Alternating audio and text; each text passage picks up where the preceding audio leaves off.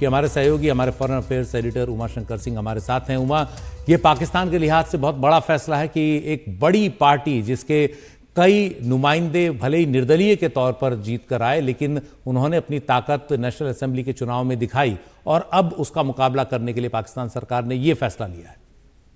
जी देखिए, पाकिस्तान की सरकार, शहबाज शरीफ सरकार ने ये फैसला किया है कि पाकिस्तान तहरीक इंसाफ पार्टी पर प्रतिबंध लगाया जाए। हालांकि वो सीधे तौर पे प्रतिबंध नहीं लगा सकती और इसलिए उसने ये रास्ता चुना है। उसने ये फैसला किया कि प्रतिबंध तो लगाया जाएगा, लेकिन इसके लिए तमाम रेफरेंसेस जो है वो लेकर वो सुप्रीम कोर्ट जाएगी, पाकिस्तान की सुप्रीम कोर्ट जाएगी। तो जो अताउल्लाह तरार ने जो बयान दिया उसमें ये कहा है कि पाकिस्तान की सरकार ने प्रतिबंध लगाने का फैसला किया है, लेकिन प्रतिबंध लगाने के लिए ज़रूरी है कि पार्टी के खिलाफ जो है वो मामले पेश किए जाएं। तो चाहे वो 9 मई के हमले का मामला हो, जो कि इमरान खान की गिरफ्तारी के बाद जिस तरीके से पाकिस्तान तहरीक इंसाफ के कार्यकर्ताओं ने पूरे पाकिस्तान में प्रदर्शन किया था, आगजनी की थी, तोड़फोड़ की थी, पथराव किया था, तो उसमें कई सारे ऐसे मामले दर्ज हैं जो कि आतंकी धाराओं में भी दर्ज हैं। इसके अलावा विदेशी फंडिंग का मामला भी है। हालांकि उसमें इमरान खान को सबूतों की कमी के आधार पर उसमें राहत मिल चुकी है, लेकिन फॉरेन फंडिंग के मामले में, जिसमें कि अरबों रुपए पाकिस्तान तहरीक इंसाफ पार्टी को विदेशों से चंदा के तौर पर मिले, उस मामले को भी आधार बनाकर और इन ऐसे तमाम मामलों को आधार बनाकर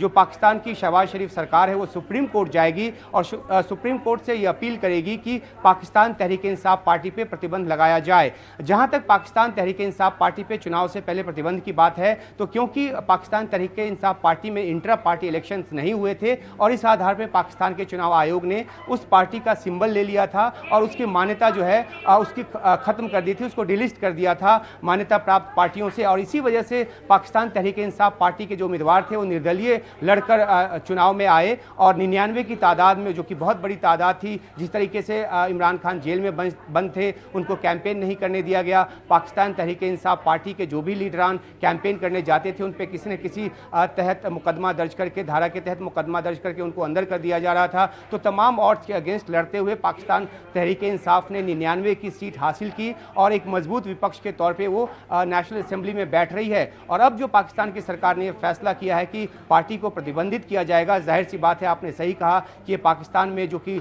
लोकतंत्र की दुहाई देता है उस पर बहुत बड़ा झटका है, जहां पे सबसे बड़ी अपोजिशन पार्टी को प्रतिबंधित करने की दिशा में सरकार कदम बढ़ा रही है। उसके मंत्री जो हैं इस तरह के बयान दे रहे हैं और मामले को सुप्रीम कोर्ट ले जाने की तैयारी है। जहां तक पाकिस्तान की सेना का सवाल है, तो पाकिस्तान की सेना और इमरान खान के बीच 2018 की जो दोस्ती थी, जिसकी वजह से वो ये भी कहा गया कि इसी वजह से वो सत्ता में चुनकर आए, वो दोस्ती अब दुश्मनी में बदल चुकी है। और पाकिस्तान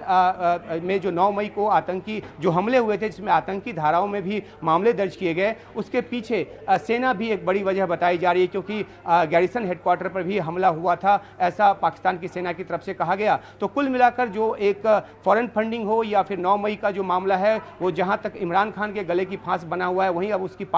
उनकी पार्टी की गले की भी फांस बनती नजर आ रही है। और एक अहम बात यह भी है कि फॉरेन फंडिंग का मामला हो या इद्दत केस हो या तोशा खाना मामला हो, उन तमाम मामलों में राहत मिल जाने के बाद, जमानत मिल जाने के बाद भी इमरान खान को तोशा खाना के एक तीसरे मामले में गिरफ्तार कर जेल में रखा गया है। तो मंशा साफ है पाकिस्तान सरकार की कि वो विपक्ष के इस बड़े नेता को जेल से बाहर नहीं आने देना चाहती और साथ ही साथ अब उसकी पार्टी पर पाबंदी की जो कोशिश है वो भी सरकार की तरफ से की जा रही है। बहुत बहुत शुक्रिया उमा, विस्तार से ये जानकारी देने के लिए। तो पाकिस्तान की सरकार ने फैसला तो किया है, लेकिन इस पर वहाँ की सुप्रीम कोर्ट की मुहर लगनी ज़रूरी है और अब पाकिस्तान सरकार सुप्रीम कोर्ट के सामने दलील रखेगी कि क्यों पाकिस्तान तहरीक इंसाफ पर पाबंदी लगाई जाए। देखना उसके बाद सुप्रीम कोर्ट का फैसला क्या रहता है। लंबा मामला खींचेगा, लेकिन इससे पाकिस्तान की शहबाज शरीफ सरकार की मंशा साफ हो जाती है प्रमुख विपक्षी पार्टी को लेकर।